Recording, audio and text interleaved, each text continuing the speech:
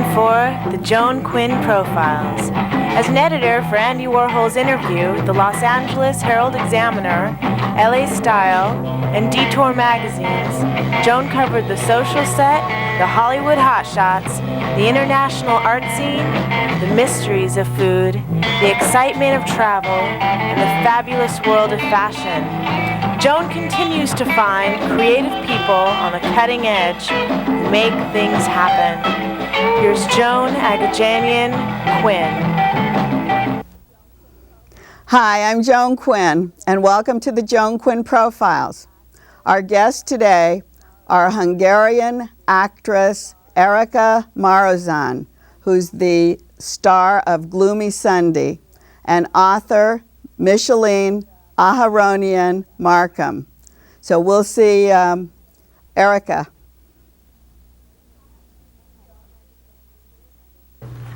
Hi, I'm Joan Aharonian Quinn. And before you ask me, because I know you're from Hungary, I'm Armenian. Oh, it's really interesting because our family, on my father's side, we has also Hungarian root, also Armenian roots. Okay, I'll start it again. So it is very interesting because in my family, on my father's side, we have also Armenian roots, and my name is Marozsán, but we are pronouncing Marozsán because for the Hungarians it is easier to pronounce like that. Did you ever have any Armenian contacts? Or were they all Hungarian by the time? Yeah, they are living they were living in Transylvania and in Hungary. My father's family since 200 years, almost 200 years. But we know about the origins and that our name is Armenian, and my grandfather was a religious man, and we had also an Armenian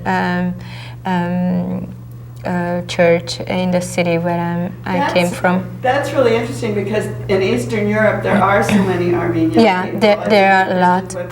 When you were, I think this is an appropriate time to say that the director of Gloomy Sunday wanted to pick not a movie star type, but a really beautiful woman, and we see how beautiful you are. Did he have any other special types of casting ideas? Well, I don't know. He has always mentioned about Juliette Binoche and other French actors and actresses, but at the very first time when we met, he was quite sure that he wants me for this role, and anyhow I had that feeling as well after our first meeting that I'm gonna play this role. You feel all the time. Yeah, you can tell. Yeah. You studied to be a dancer when you were young. That's right. When did the change come? Well, I graduated as a ballet dancer at the Academy of Dance in Budapest, and I attended there since I was 11 years old, between 10 and 11. And I was 15 years old when I played my first leading role in a feature film, which was a big success in Hungary, and it was a kind of Romeo and Juliet story. And but anyhow, I applied to the Academy of Theatrical and Film Arts when I became 19 years old. So. I attended the academy for 4 years, and then. I'm sorry. They're way talking over your life. I'm okay. sorry. Sorry. Okay. Go ahead. Okay, then shall we start it from the beginning? It's okay. Just. Where you said you were 19. Okay. I'll change the frame. So. Okay. Okay. So actually, you started in film. I thought you did a lot of stage work. Well, I was first a ballet dancer, and I graduated as a ballet dancer. And as I was 15 years old, I played my first leading role in a feature film, which was a big success in Hungary. It was a kind of Romeo and Juliet story, but I was already 19 years old when I applied to the Academy of Theatrical and Film Arts, and when I graduated there, after I got a lot of offers from theaters, so I was the member of one of the most one of the best Hungarian theater, and I played a lot of roles in theater pieces, as in Shakespeare, in Molière, in Beaumarchais, in Garcia Lorca, in a lot of different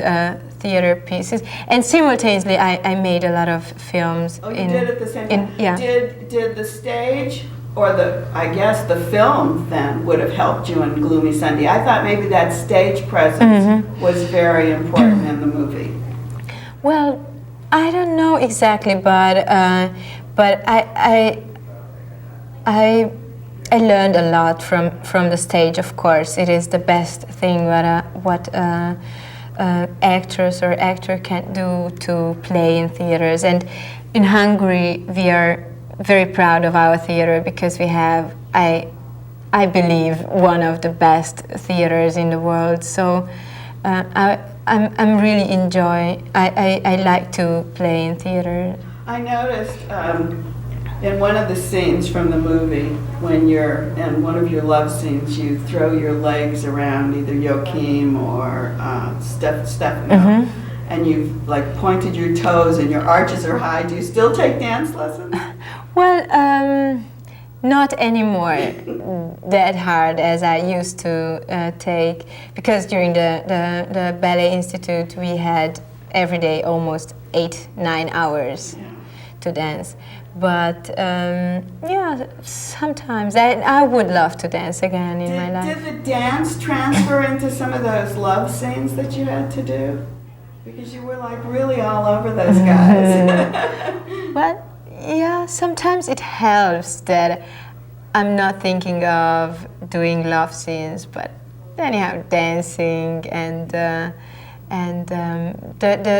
body contact is much more usual as a ballet dancer and as an actress. That's what I was thinking. Was it hard to do the love scenes? Because something that I read the other day said that the sexiest people are the Hungarians. Oh my God! Have the most sex than any other country in Europe. Really? Yeah. Well, I don't know how true it is, but that's what I read. I was wondering, because a lot of those love scenes took place in the bathroom, which seemed to be really an important room.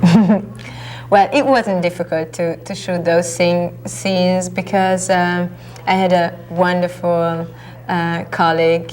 His name is Joachim Kroll and Ben Becker and Stefano Dionisi, and they really helped me to make those things. So it wasn't that big problem. Of course, it is not easy, but we had a lot of fun. I heard Joachim joked with you a lot. Yeah, he did. He was such a sweet person during the love scene. So I couldn't do anything, just laugh. So it was really fantastic. One of the trends now in movies is food. And of course, this movie does revolve around food in a restaurant.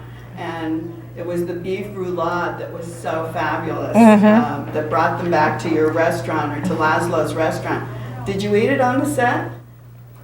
No, on the set, I guess I didn't eat, but as a Hungarian, we are very proud of our food. So, and when I read the script at the very first time, I saw that it is about love, music, and food, and that's my favorite things in the world. So I thought it must be good film then. He gave the recipe. Did you ever cook it?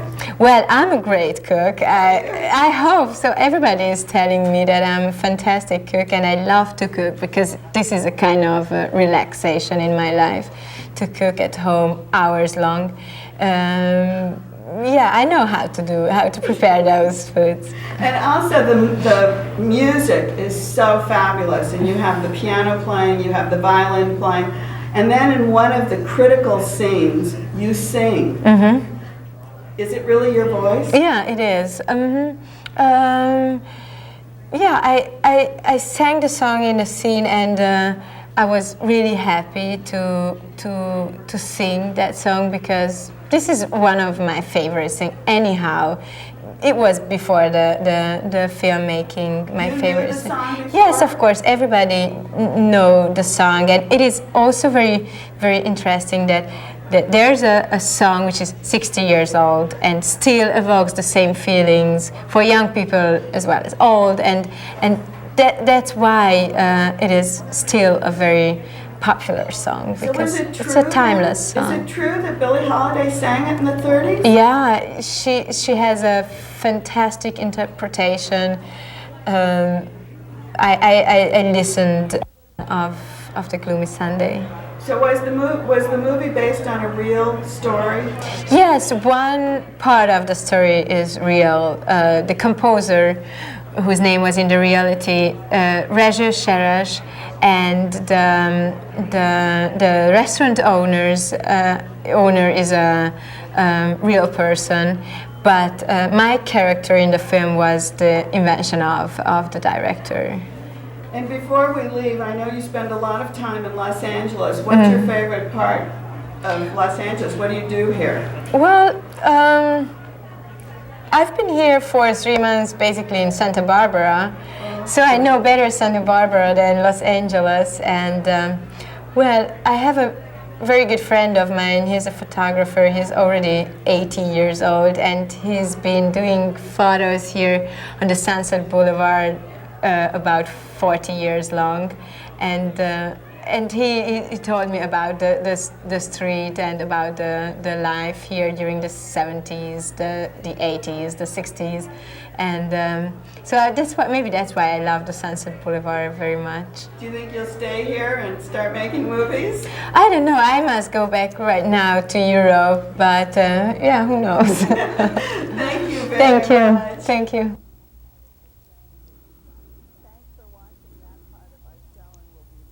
Thanks for watching that part of our show, and we'll be right back with Micheline Aharonian Marcom.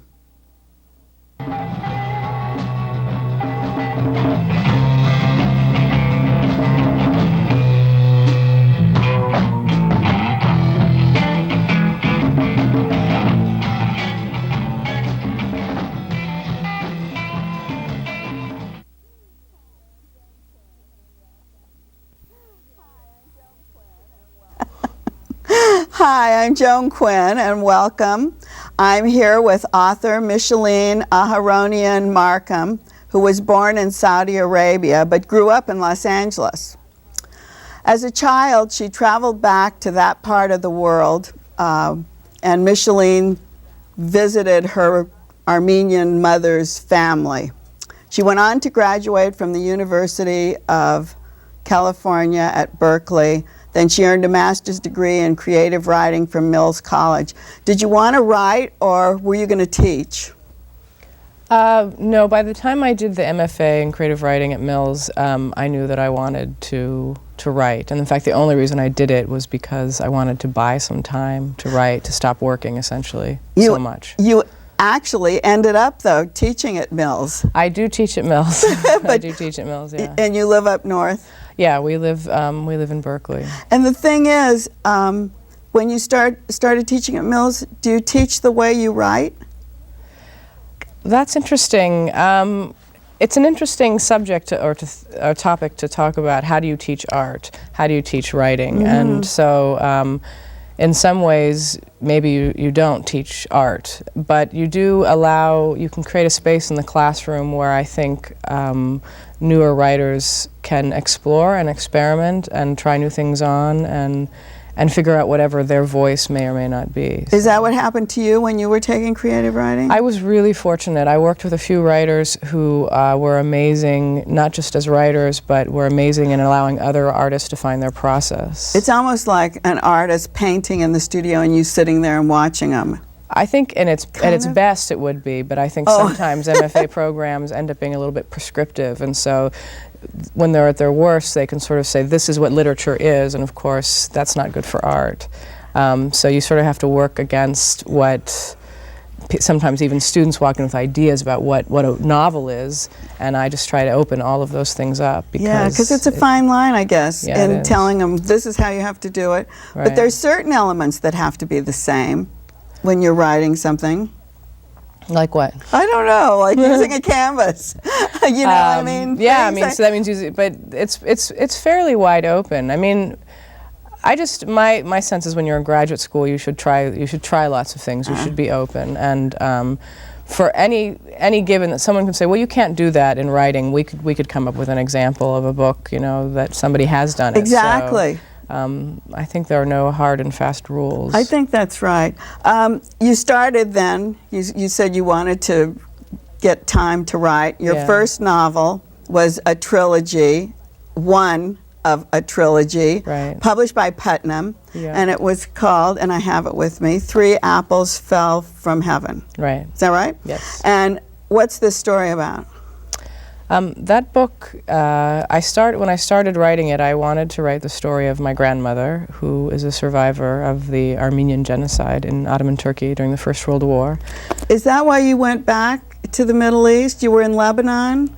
No, visiting? My family's from Lebanon, from Beirut. After the genocide, my maternal grandparents ended up as refugees and immigrants in Beirut. Lebanon opened its doors to the Armenians in the 20s. And so my mother grew up there, my uncle and my cousins grew up there. So we had always gone because our family was there. My mom was the only one here in America. Oh, I see. So when I said you went back and forth as a child, you were going back with the family. We would spend summers in Beirut until the war broke out, and then we stopped. So Three Apples is a story about? So when I started writing it, I wanted to write the story of my grandmother, who there was a lot of lore in my family about her. She saved, at 14 during the genocide, she saved her brothers and sisters. There were 5 of them. She was the oldest at 14, and the youngest was 2 years old, her sister, and she managed to save the children, keep them together. They hid with a Turkish family for 2 years until the end of the war, and then they made their way to Beirut. And even when they got to Lebanon, she kept them out of orphanages and kept the family intact. So she was quite a figure in the family. How much older was she than them? She was 14. She had a brother who was 12. Oh, so but she took the There was a lead. 10-year-old. She did. She kept that family together. The parents, her father was killed outright. He was taken at night and never seen again. And her mother died, we think, of typhus during the war. And she was just very fierce. She kept those kids together. You know, I think, not because I'm Armenian, but I think Armenian women are really strong. And I think women in general can take the lead like that and be caregivers and know the right thing to do in a village or running away. And that probably is what she drew on. Yeah. What does Three Apples, what does the title mean? I never could understand it. The title came from, it was a very hard book to title actually, but the title comes from all the Armenian fables they start with there was and there was not, and all Armenian fables end with, and 3 apples fell from heaven, one for the storyteller, one for the listener, and one for the eavesdropper. So it's a moniker. Eavesdropper, not the reader. The eavesdropper. But these are oral fables. I see. That's where I got confused, because I kept thinking the third apple had to be for the reader, but it was for the listener. Right. Oh, I see. Right. But it's a play on the end of the Armenian fable, just like, I mean, fables in the Western tradition or English tradition would end with, and they lived happily ever after. Right. Oh, so that's how they end? Yeah. Oh, Once upon a time, and they lived happily ever after. And this is, and 3 apples fell. It's the mark of the end of story time and the beginning of real time. But also, the book is playing with, that book in particular, plays with notions of what is real, what is not real, questions of story, questions of rumor, what happened, what didn't happen. It seems like a flow, like just free-form flow. Yeah. And that's where it's hard to differentiate, I guess, between reality and the storytelling part of it. Right. You took this a trilogy. Yeah. You wanted to talk about the Armenian genocide. You took it to Putnam. How did they decide to go for it? Well, it wasn't a trilogy originally. It was just the first book, Three Apples Fell from Heaven. And Riverhead bought it, which is a short list at Putnam, an imprint at Putnam. And I sold the book on 100 pages, and so I didn't know what was happening. And then when I was almost done with that book, it ended up finishing it faster than I thought, and I realized that what I was interested in thinking about and inquiring into could not be just this one book. It just wouldn't contain it all. And a friend of mine who was a teacher of mine at the time she said, you know, Micheline, you can write another book. I got and it. sort of the light went on in my head, and I thought, I'm going to write a trilogy. Or I knew at least that I would write the second book, which takes place in Beirut and explores the daydreaming boy, what happens after war, the repercussions of war. Oh, so that's how it'll go? That's how it, and then Riverhead, my editor at Riverhead, when they acquired the Daydreaming Boy, knew that I was writing a trilogy, and they wanted to do, it made sense for them to do all three at that point. I see. Well, the first book was named Notable Book of the Year by the New York Times. Washington Post and the LA Times said it was one of the best new books of 2001. You got the Anahid Literary Award from Columbia. Yeah. And this was your first time out. Yeah. And you were going out with many other Armenian writers like Nancy Krikorian, Viken Berberian, Aram Saroyan. Yeah. Who'd I leave out? Peter Balakian. And Max Arax. Yeah. Are they all friends of yours? Do you know these people? I do know them all, yeah. It's Who'd a I leave small out? Armenian world. Any similarities? Aris Janigian. Oh, right, Aris Janigian, yes. It's a small Armenian world, and then I think there are a lot of writers coming up now behind me who haven't finished or published yet. Are there similarities in your work? There are some, I think, probably similar thematic preoccupations, but I think the work is quite different, right? And so everyone really has their own personality. Yeah, I mean, just like any sort of, if you looked at a group of African American writers, there'd probably be some similarities, but there'd be many differences as well. Yeah. So now we've talked about all the Armenian writers that you actually know and hang out with. Do you hang out with them at all? Sometimes. I've met them all for various reasons at various events, And now we get into your second book, which is The Daydreaming Boy, and I have that with me too. And as you said, it's about Beirut. It's about Beirut. And this is where you went as a child. Yes. Have you been back? Yes. I went back with my mom for a huge family event in 2001. Actually, we got home on the 10th of September, which was quite, it was quite good that we did. But, and I hadn't been back, we hadn't been back in, I don't know, 25 years because of the war. So how did you find it? What was it like? Well, I was a child when I was last there, so I didn't have a lot of memories of the city.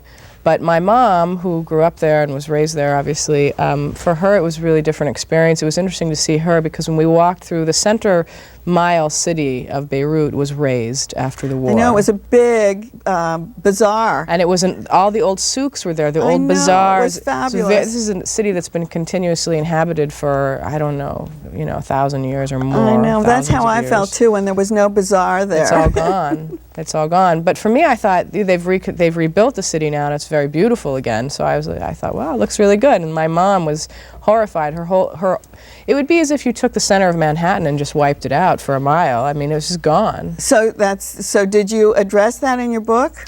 No, that book is really about, as I was saying, I was interested in thinking about the repercussions of war. And for someone like Vahe Chupjan, who is a war orphan and refugee, and the book takes place when he's in his 40s. It's not a book that takes place during a war, but internally, of course, he has to deal with what it means to be someone who has no family because he was orphaned during the war. He has no idea who his family is. And I was interested in that situation, a very extreme situation of someone who's both created by war because his parents were killed from the war, and then just sort of cut off from who he is because he's not in his own country. And then, were those taken from, say, your grandmother's? No. When she was alone and because she didn't live to be?